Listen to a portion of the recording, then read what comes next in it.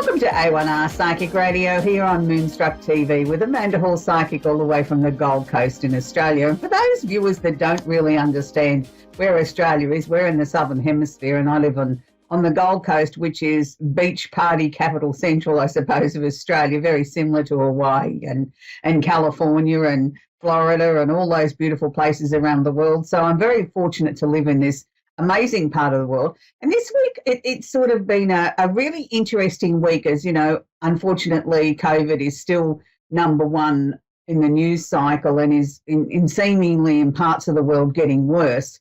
And, you know, our hearts and our prayers and everything go out to India and what they're facing at the moment with this massive wave of coronavirus, and their hospitals are at bursting point. You just don't seem to be able to wrap your head around all this and comprehend how in this modern society, how can we have such a stranglehold of a pandemic that's been going on for over 12 months and there doesn't seem to be any end in sight. Even though we have vaccinations are starting to ramp up around the world, we still see cases ramping up around the world too, and variants, and every time you turn the news on, you sort of almost want to turn it off, because it seems to be sort of an ongoing saga that, you know, our ears are tired of hearing. But we know as a globe that we have to pay attention to this, that we really do have to sort of embrace it and try and work with it and keep positive that there is light at the end of the tunnel, that we will find solutions to this, and hopefully sooner rather than later. This brings me to the Secrets of Tarot card for the week this week. And this is the Eight of Pentacles. Now, in traditional terms, pentacles mean money cards in the tarot, and this card is no exception. This is the card of work or paid work. Now, when I use the term work, I don't always think of that as the job that we go to and we bring home an income and a pay packet on a weekly or a fortnightly or a monthly basis. I also look at this as the work that needs to be done in our lives. This is the extra effort that we have to put into something. We've got to roll our sleeves up. We've really got to give it our everything. So I feel in the next 7 days, if we collectively as a globe really, really paid attention to what we need to do in our own local environment as far as COVID's concerned, and really follow that to the letter of the law, we can in some way make a small difference by playing this role or this part in the pandemic. We ourselves can help bring this under control. Now, it's not a big ask to listen to what you're being advised. And even if masks aren't required in your area, if you still feel that that's the sensible thing to do for you and the people that are around you and the people that you'll come in contact with, then follow that. I mean, the golden rule is wash your hands. Make sure that you're socially distanced. Wear a mask when you can't socially distance, or follow the guidelines in your local area. It's pretty simple. Now, if we all started to do this and really took it seriously, I truly, truly believe we can bring this pandemic to an end very, very quickly as it started. So let's move on to the astrology section of the week. And again, as every week that we seem to be talking about, every week we seem to have an awful lot to cover in this section, and it's because there is so much going on in the world. And, you know, astrologically, the zodiac wheel never stops. It continues as the planets sort of do their dance around the universe and how they affect each and every one of us here on the planet. And what I'm talking about is a generalized guideline. It doesn't matter what your star sign is. This relates to every one of the 12 zodiac signs. But if I happen to mention a particular star sign, then of course it's more amplified for people that fall under that sign. So we're in the time of the year where we're in the Taurus cycle of the year. So this is when things marginally slow down a little bit, where we can catch our breath, where we can start to try and put things into some sort of plan and to formulate plans and directions and the next steps and really start to put them into action. Now, we're able to do this with dogged determination. We're able to do this in a very practical, logical, down-to-earth manner, because they're all the attributes of the Taurian energy. It's also the time where we need to look at our personal finances, make sure that we've got everything as comfortable as we can possibly make it. Is this the time to change, electricity providers, your phone account, whatever the case may be? It's the time to have a look, if nothing else. It's also the time to try and trim things back a little bit. Try and put a little bit of money away for a rainy day, if at all possible. Get your credit cards down, pay your debt down as much as possible. Yes, and then if there's anything left over, of course, treat yourself to something special. Usually purchases made under the Taurian time of the year are usually fairly big investments, and they're usually investments that we're going to have for a long time. Now, I talk about an investment as being a purchase of a motor car or a new couch or a new bedroom suite, things like that, that we're not going to be changing again in a month or 2 months' time. So if you're going out to buy a new piece of furniture, look at what your budget can handle and then buy the very best solid piece of furniture that you can have for a long time, because of you're in the Taurian cycle. The same is to be said for a car. If you're in the market for a new car, whether it's new or used, make sure that you get the best deal you possibly can and the most practical vehicle that's going to suit you moving forward. So we have the sun holding hands or conjunct the planet Uranus. Now, Uranus is the planet of the unusual and the unexpected. Uranus can create things out of nowhere. Now, this can be very positive and it can also be negative. So we have to be very, very careful what we wish for at the moment, what we're verbally sort of voicing to the universe, because Uranus may just make it happen. So don't sit there and say, oh, I hate my job, and then complain when you lose your job or the job comes to an end, because you did send it out to the universe and the universe did accommodate. It's a time, though, when we can have some major breakthroughs if people start looking outside the ordinary for answers. There is opportunities here to have some sudden changes, not just in our personal lives, but in the globe as a whole, if people start looking at maybe different ways of dealing with things. So I do feel it's a positive time, even though we're seeing a lot of outbreaks with coronavirus and the ramping up of, illness around the world. I still think we could probably turn this around very quickly too, if people start listening a little bit more. We have Venus, the planet of love and affection, is also conjunct Mercury. Now, Mercury is the planet of communication. So Venus is saying if you need to have that deep and meaningful conversation with the person that you love, if there's been some issues that have been a little bit tricky lately, now might be the time to sort of, cook a nice dinner, get the candles out, create the nice mood, and then sort of bring up the prickly situation after dessert when everybody's relaxed and feeling romantic and ready to sort of communicate on a, not so much on a less of a deeper level, but sort of more open to sort of to respond, to listen to your side of the story and what your needs or wants are the things that you feel that need discussing and changing. So it's also a time when we're looking at the North Node. Now, the node is a moon's node. It's not actually a planet. But the reason I'm bringing this up today, because I really want to sort of emphasize the fact that we all have to get more involved in our local community and listen carefully to what's being told to us, because the opposite of that is the South Node, which is in Sagittarius, which would be easy to say, oh, it's happening over there, it's happening overseas, it's happening a long distance away from me, and I don't have to worry about that because it's not in my own backyard. Well, we have to take notice of both sides of the equation. Yes, we do have to collectively take notice of what's going on around the world and in other parts that don't technically affect us in our local environment, but they do, because we're such a global community now. We're hopping on and off aeroplanes and, germs travel through the air pretty quickly these days. So we do have to look at that. But if we also sort of start to sort of look at ways that we can improve our own local community by leading the way forward, by sort of just leading by example, even though if masks may not be required, but you still think it's a threat in your area, then wear your mask. Show people that you're proud to stand up and fight this coronavirus, that you're ready to go to war with it and beat it at its own game. And these are the sort of things I think we need to be looking at. We've got Mars, the planet of action and the planet of war, which I'm not predicting a war, I want to be very clear on that, has just moved into the watery passive sign of Pisces. So this will bring up lots of emotions. It will bring up lots of issues close to home. It'll bring up governments sort of really trying to focus back on their own local environments, their own country or nation's issues, more so than on the global scale at the moment. Now, maybe that's not such a bad thing, that if we have governments focusing on their own backyard, so to speak, then collectively they can put their heads together as a globe and maybe come up with some different solutions or different answers to the world's events by their own experience of what's happening in their own backyard. We all learn from each other, And sometimes we need to go back to basics and go back to what's closest to home. What's at the end of our nose? What can we see? What can we smell? What can we hear? What are the people saying?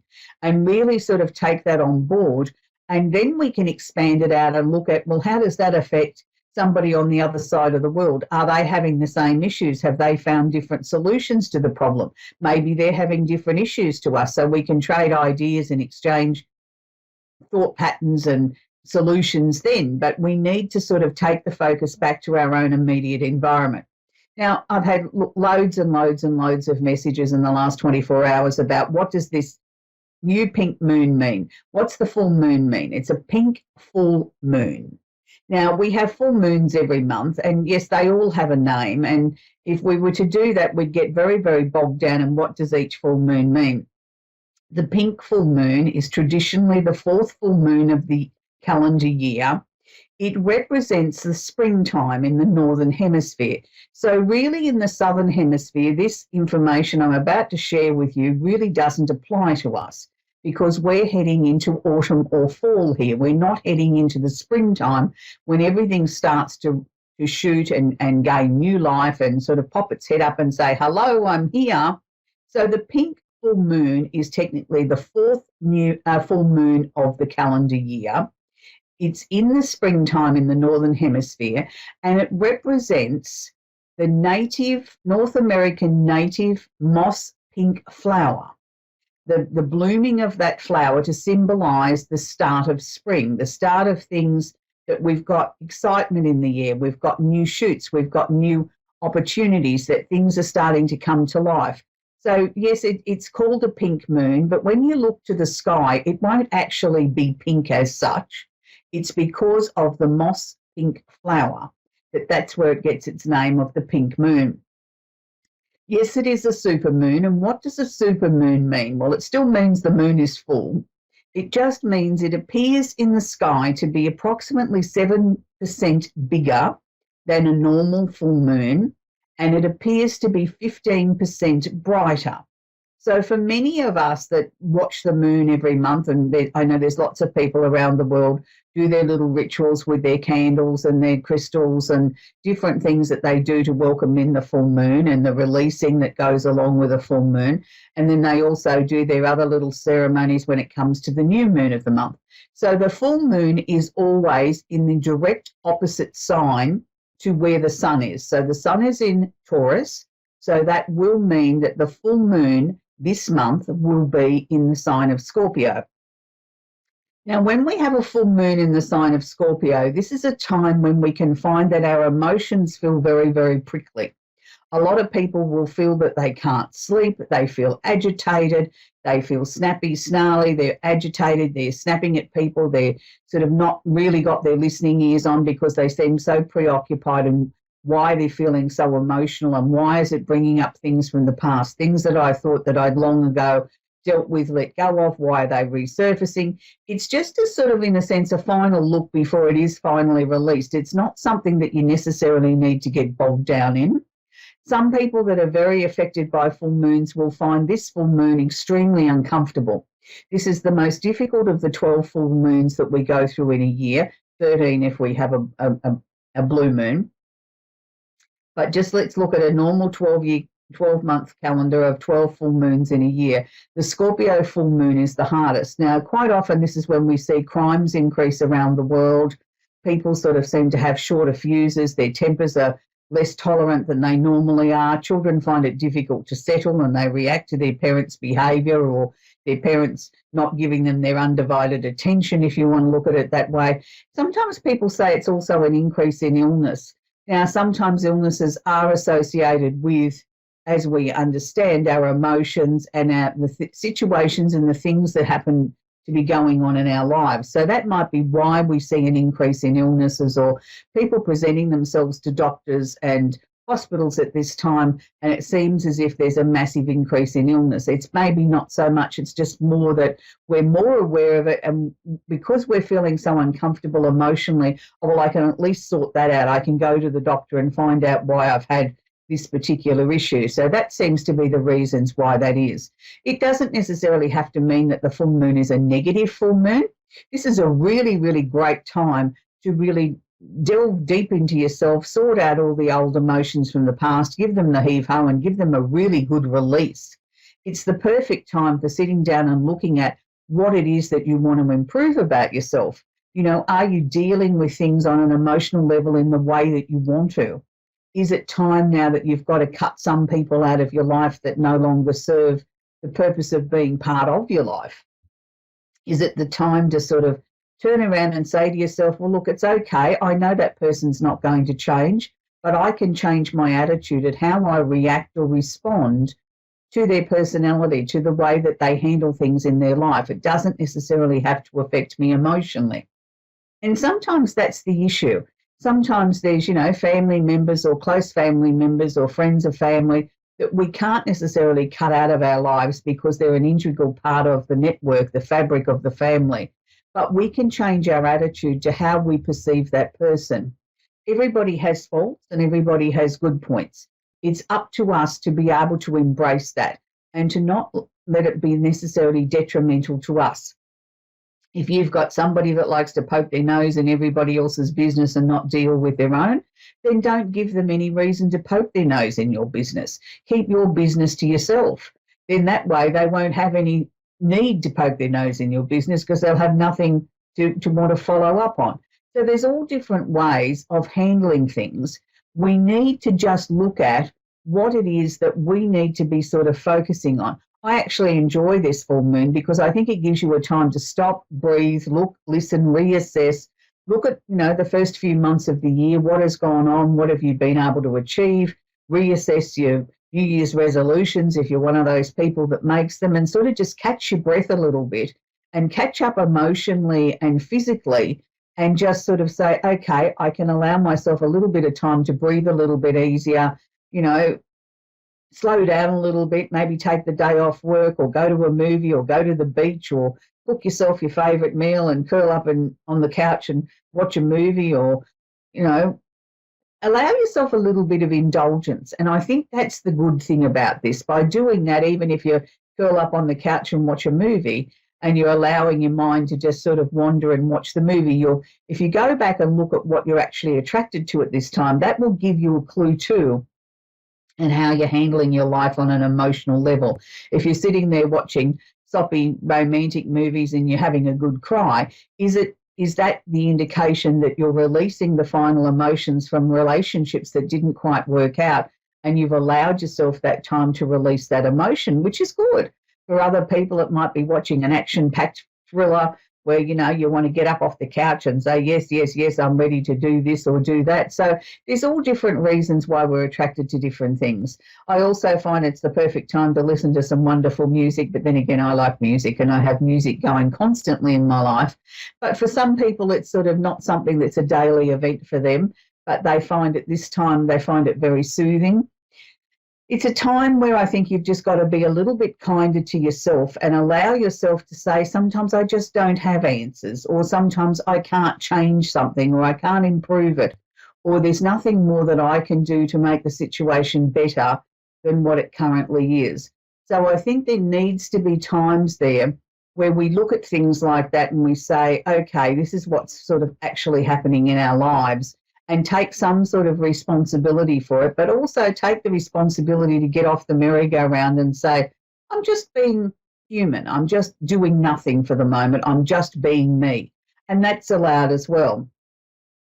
So it's, you know, it's very interesting as we look at the things that are going on around the globe where, you know, countries are scrambling to try and get enough vaccines to vaccinate their population. And then you've got part of the population that is willing and ready and eager to sort of roll their sleeves up and have a vaccination.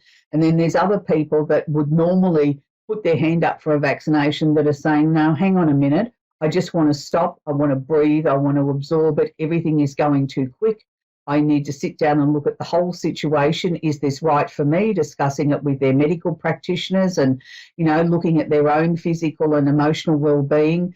Is this the right decision for them? So I don't know that there's necessarily any right or wrong answer here. And then, of course, you'll always have the group of people that it doesn't matter what vaccination it is, they don't believe in them. And, you know, there's a fair portion of the population in some nations too that believes this is a joke. Well, if you believe that this is a joke and COVID-19 doesn't really isn't really a real thing, it isn't a real pandemic, then just switch the news on and have a good look at India and the amount of people that are dying, that are sick, that their hospital system has exploded, they can't cope, they don't have enough drugs, they have no oxygen, they have no way of treating people. You'll then start to realise you'll have to look a little bit more carefully and say to yourself, well, this can't be a lie.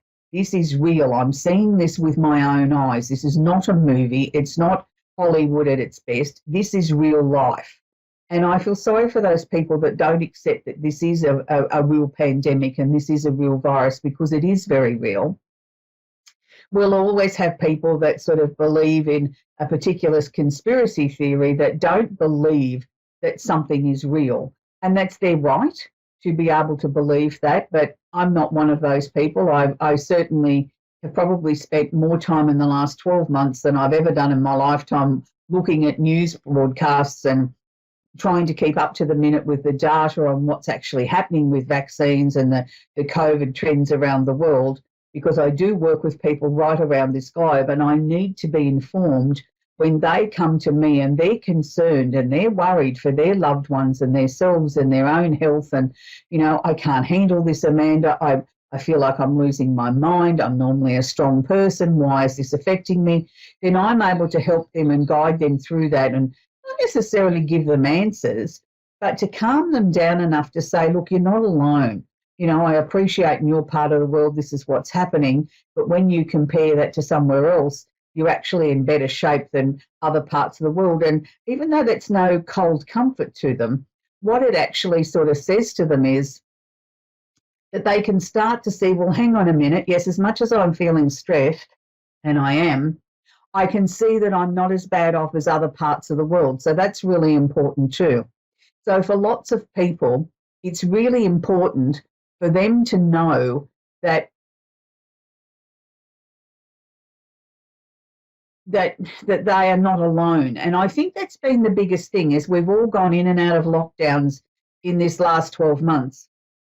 And most of them have been called upon very, very quickly, that we haven't had time to even prepare or think about it, but we've had to contemplate and look at our own lives. And this has been a very difficult situation for most people, that suddenly they've found themselves at home with their family members and not prepared for this indefinite period of being locked up, shut away, not being able to attend their normal day-to-day tasks. And all of a sudden, this is very confronting. At first, it's fun, you know, you sort of the first couple of days, you think this is great, I can sleep in, stay in my PJs, do whatever. But then all of a sudden, the reality of the complexity of what a lockdown means start to hit home. And then comes in the other factors, you know, shortage of money, and how do we get food, and how do we entertain the children? What does this mean for my job? What does this mean? When can we go back to some sort of normal things? What are we allowed to do? How long can we go out of the house for? Things like that. So there's a lot of things that come into a lockdown that I don't think any of us were prepared for. And I know for me personally, I sort of, you know, I was really surprised. You know, 1 minute everything was normal, and then the next minute, bang, we're in a lockdown, and nobody really knew what that meant. And I think that was the case for most places around the world, that a lot of people really didn't understand what this meant. And we all sort of thought, we'll do this for a month, and that was the magic cure.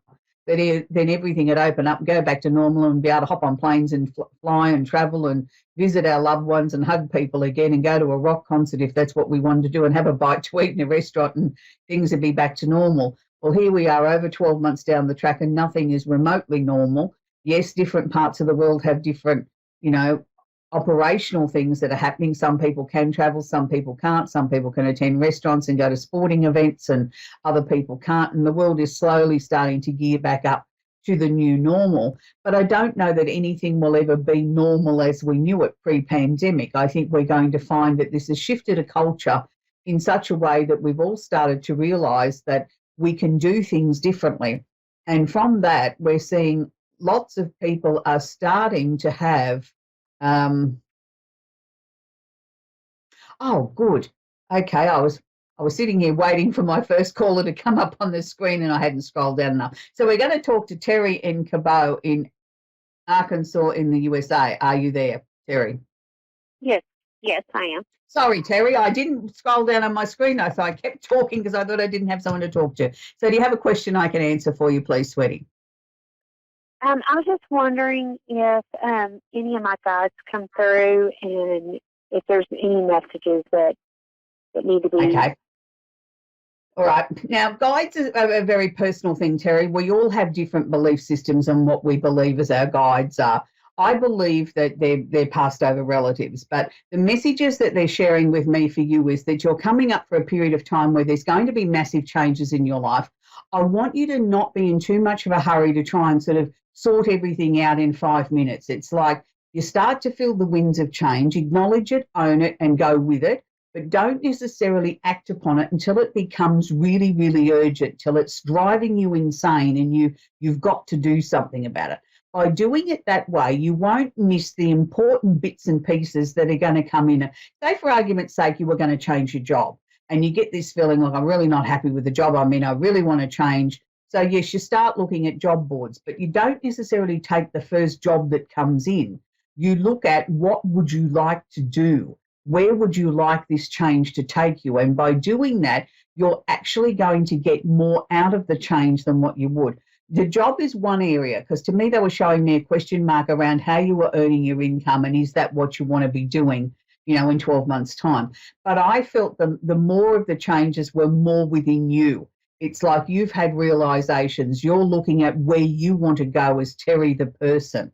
And it's like, it's good. You are allowed to say no. You are allowed to say this doesn't suit me. This is what I want. This is where I'm going. And everything from that point will start to open up a lot more.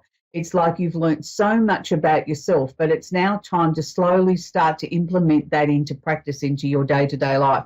There's also going to be some changes around where you're living, and that doesn't necessarily mean a change of residence. It just means that you're moving things around or changing how you live your lifestyle, and that's a good thing. I just sort of feel very excited this year that your whole life is moving into a very, very positive direction, that we can see that the hard work and the effort that you've put in is going to pay off. So that's where we're going to leave, Terry. Look, I do apologise. I was sitting here waiting for coming up on my screen for the first caller to take, thinking, gee, I've got to keep finding something to talk about, and I didn't scroll my mouse down. So I do apologise for the other caller that we didn't have time to take. But until next week, be kind to each other, enjoy your day, enjoy the weather wherever you are in this pink full moon. Bye for now.